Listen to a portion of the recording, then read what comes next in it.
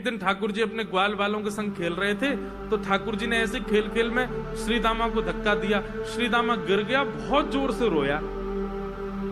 ठाकुर जी बोले, अरे भैया शांत है जा, लग गई। अरे ठीक है अब शांत है जा। लेकिन श्री दामा शांत नहीं हो गए। ठाकुर जी बोले, तुम कैसे हो? हैं? गोकुल में रह में हम। गोकुल को मतलब है जहां हर घर में 1000 गैया, उसका नाम है गोकुल। इतनी गैयान को दूध घी दही सब हमारे घर में होवे। अरे खा पी के ने बढ़िया अपनी शरीर को बनाओ, खेल खेल में लगती रहे, इतनो रोवे को कहा मतलब है? तो श्री दामा क्रोध में भर के बोला, तू तो राजा को बेटा है लाला, तो को मक्खन खावे को मिले, घी खावे को मिले, दही पीवे को मिले। हम लोग तो बेचारे गरीब ब्रजवासी हैं। हम लोग जितनो दूध घी दही बनावे सब कंस के लोग ले जामे हमारे यहाँ से। कंस ने ब्रजवासीन के ऊपर कर लगा रखो है, टैक्स लगा रखो है। कहा कि प्रत्येक ब्रजवासी को इतनो मटका भर के घी दूध दही सब मथुरा भेजना पड़े, हम लोग घर में ना रख सकें। क्योंकि कंस के सिपाही जब आके हमारे घर की तलाशी करें, यदि इतने मटका हमारे घर को प्रसारित हैं, वहां से ज्यादा यदि हमारे घर में मिल गए तो मृत्यु दंड होगा हमारा। कंस ने पूरे ब्रजवासियों को कह रखा है कि हर घर में 4 मटकी से ज्यादा नहीं होनी चाहिए। उससे अधिक आने वाला दूध घी दही ये सब मथुरा भेजना है। और यहाँ हर ब्रजवासी के यहाँ 1000 गैया, और 1000 गैयाओं का जितना दूध घी दही होता है उसमें से 4 मटकी केवल घर में रहती हैं, बाकी सब मथुरा भेजना पड़ता है। या मारे लाला हम लोगन को खावे पीवे को ना मिले, तू तो राजा को बेटा है, तेरे नंद बाबा तो कुल के राजा हैं, या मारे तो को तो खूब छूट है, हम लोगन को छूट ना है। ठाकुर जी बोले, ये बात है? हाँ। ठाकुर जी बोले, मेहनत करें हम, गैया को पाले हम, गैया को घास खवा में हम, गैया की सेवा करें हम, और दूध पीवे को वो राक्षस कंस। अभी तो मैं छोटा हूं, मेरी बात कोई मानेगो नहीं, लेकिन प्रलय तो अब तक लानी पड़ेगी। और कैसे लाएंगे? बोले, राजी राजी यदि मक्खन दूध दही नहीं मिल लो तो चोरी करके खाओ। हमारो ही मक्खन है, हमारो ही दूध है, हमारो ही दही है, लेकिन अभी हम बालक हैं, हम ज्यादा कछु बोलेंगे हमारी कोई बात मानेगो ना। लेकिन ये सद वस्तु कुपात्र के हाथ में नहीं जानी चाहिए। राजी राजी नहीं मिलता तो चोरी करके खाओ। जब कर देवे को नंबर आवेगो तो सब पूछेंगे, भाई कहाँ गए हो मक्खन दूध दही? बोले घर में तो है ना। बोले तो कहाँ गए? बोले चोर चोरी कर ले गए। और यही भाव से हम ब्रजवासी को खावे पीवे को मिला करेगो। मधुमंगल श्रीराम बोले, लाला तू जो कहेगो सो करेंगे, लेकिन चोरी नहीं करेंगे। ठाकुर जी बोले, तो ठीक है, कल से तुम लोग अलग खेलो, मैं और दाऊ दादा अलग खेलेंगे, हमारे संग मत खेलना। मधुमंगल सीताम बोले, अरे लाला तू ना जाने, मैया यो के लाला जो चाहे करियो, चोरी मत करियो, चोरी करवे तो ब्याह ना होवे। ठाकुर जी बोले, ब्याह की पड़ रही है तो है, ब्याह ना होवे। ऐसो पतर पूछ रहा सो है गयो, पत्रो दुबरो सो तू सीख जैसो है गयो, तो कौन ब्याह करेगा ऐसे? अरे ब्याह करना तो ने खाया ने पी ने बढ़िया, गाल तेरे बढ़िया होंगे, शरीर ने बढ़िया होगा, तभी तो ब्याह होएगा। अब भैया हमारी बात सुन लो, जितने अच्छे काम करने सब आज कर लो, कल से चोरी करेंगे, पूरे ब्रजमंडल में आतंक मचाएंगे, हमारो ही दूध घी दही है, हम ही चोरी करके खाएंगे। ठाकुर जी ने चोरी क्यों की? क्योंकि सारा गौरस बेवजह मथुरा भेजा जाता था, और मथुरा से कंस पूरे भारत में वितरित करके खूब धन कमाता था। इस वजह से ब्रजवासी प्रताड़ित होते थे, क्योंकि गैया के लालन पालन में जितना खर्चा होगा सब करो ब्रजवासी। 4 मटके मिलते थे, 4 में से 3 को तो बेच देते थे, 1 में पूरा घर चलता था। ये हालत थी ब्रज की। इसलिए ठाकुर जी ने कहा कि भैया राजी राजी नहीं तो गैर राजी, हम जितने बाकी की मटकी मथुरा भेजे वाली उनको सबन को तोड़ फोड़ करेंगे, उनमें से मक्खन निकाल निकाल के खाएंगे, एक दूसरे को खवाएंगे, और सब यहीं रहेगो, मथुरा नहीं जाएगो कछु। इसलिए ठाकुर जी ने चोरी की। सबसे पहले प्रैक्टिस अपने घर में ही कर लें कैसे करनी है चोरी। सो अगले दिन ठाकुर जी सवेरे उठे और देखने लगे, यशोदा मैया देख तो नहीं रही, और ठाकुर जी चुपचाप गए महाराज जहां पर सारे मक्खन दूध दही रखे, वहां पहुंच गए गौरस भंडार में।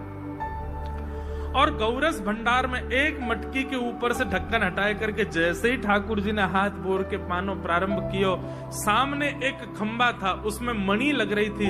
आज पहली बार 3.5 वर्ष की आयु में ठाकुर जी ने अपना प्रतिबिंब देखा।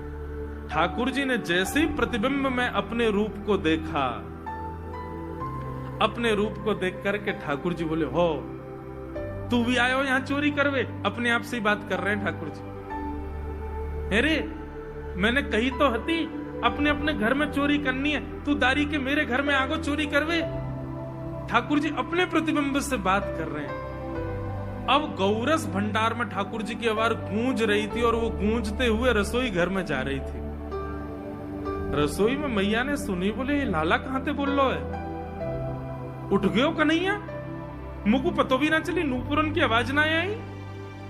मैया दौड़ करके गई तो देखा ढूंढते ढूंढते गौरस भंडार में ठाकुर जी अपने प्रतिबिंब से बात कर रहे हैं। कितनी सुंदर झांकी है ठाकुर जी की। ठाकुर जी मक्खन पा रहे हैं। बोले अच्छा अब आ तो गयो है यहाँ पे, लेकिन सुन चुपचाप चोरी करके भाग जाइयो, मेरी मैया बहुत मारेगी तो को।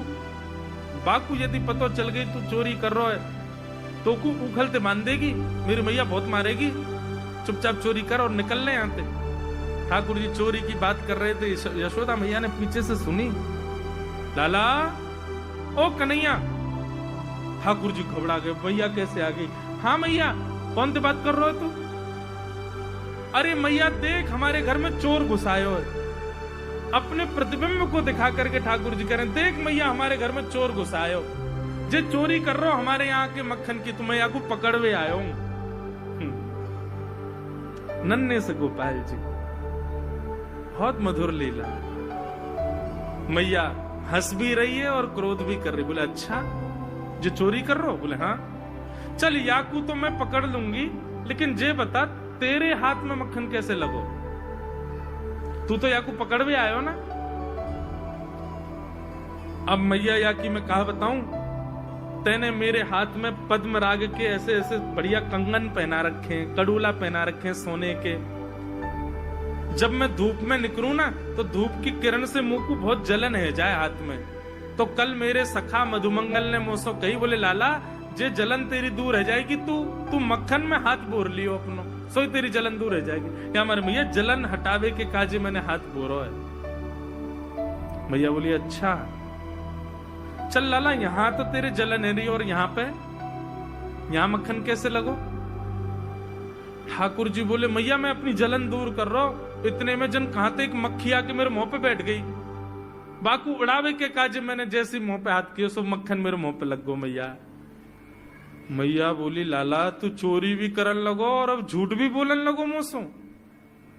ठाकुर जी ने ग्वाल बालों से कहा भैया मिशन फेल हो गया, घर में तो चोरी नहीं कर पाए हम, अब दूसरे इनके घर में दावे बोलो।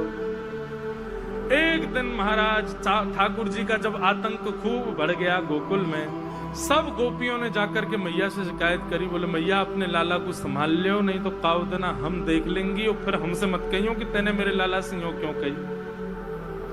मैया बोली कहा क्यों मेरे लाला ने? गोपी बोली ये बस सुन लो और यूं बताइयो कहा ना करे तुम्हारो लाला। देख वे में 3.5 बरस को है, बाकी पेट में इतनी बड़ी बड़ी दाढ़ी है, बाकी मतलब बलवान है कि सब जानकारी है या कुछ छोटो बालक मत समझियो। गोपियों ने जाकर के अपनी अपनी दुख दर्द सुनाए मैया को। मैया बोली अरे भैया मेरे लाला को मक्खन की कोई कमी थोड़ी है, मेरे लाला को दूध की कोई कमी थोड़ी है। मेरो लाला चाहे तो मक्खन से नहावे, दूध में नहावे, इतना मक्खन दूध दही मेरे घर पे, तुम्हारे यहाँ क्यों चोरी करेगा? अरे कई बार बालकन को अपने घर को भोजन बढ़िया ना लगे, दूसरे के घर को बढ़िया लगे, अगर बार ने तुम्हारे यहाँ की नेकात मक्खन खा लिया तो वहां इतना रो क्यों रही हो? मैया आपको अपनो लाला बहुत सीधो लगे ना, हम बताएं कहा करे तुम्हारो लाला? स्वयं खावे हमको कोई दिक्कत नहीं, लेकिन या की एक पूरी मंडली है और पूरी रजिस्टर्ड मंडली है, बाल गोपाल चौर प्रचार प्रसार मंडल, ये घर घर जाके चोरी करते हैं। और मैया तुम्हें कहा बताऊं, जैसे ही कोई गोपी के नयो बालक होवे ना, तो तुम्हारो लाला पूरे मंडल के साथ आवे और वह लाला के सिर पे हाथ धर के, छोटे से बालक के सिर पे हाथ धर के बस 1 वर्ष की प्रतीक्षा, फिर तुम भी हमारी मंडली में आ जाओगे। पूरे गोकुल में भय है तुम्हारे लाला को। स्वयं खावे, ग्वाल बालन को खवावे। मैया यहां तक भी बात समझ में आवे, ग्वाल बालन को खवावे, यो नहीं कि नेकाद मक्खन बच जाए तो रहम करके हमारे काज छोड़ जाए, वाकू बंदरन को खवा दे। यशोदा मैया आश्चर्यचकित होकर सुन रही है, बोले ये नेक्सो लाला ये करे? हाँ मैया। भी बोली मैया अगर चोरी करे तो दिक्कत, और यदि किसी कारण से हमने लाला को रोक दियो, चोरी नहीं कर पाए हमारे घर, तो हमारे रोने क्यों? बोले चूल्हा में ते कोयला लेके आवे और वह घर के बाहर हवा बना जाए, और यूं के अब जब तक या घर से मक्खन नहीं मिलेगा या के घर के लोग भूखे रहेंगे, और इन लोगों को भोजन छुड़वाने की जिम्मेवारी हमारी। बोले कहा करे फिर? बोले मैया भोजन बनना होगा, चूल्हे पे भोजन रखो रे, तो बाल बाल सब ताकते रहे कब भोजन बनने को समय आवेगो। जैसे ही कछु और काम करवे के काजे गोपी नेक उठ के जावे, तो कहो तो बाकी कढ़ैया में खूब सारो पानी डाल जाएंगे, सब्जी ना बन पावेगी, आटे में नमक फेंक जाएंगे। ये बात जैसे ही यशोदा मैया ने सुनी, बोले नहीं नहीं नहीं नहीं, झूठ बोल रही हो, मेरो लाला ऐसा ना कर सके।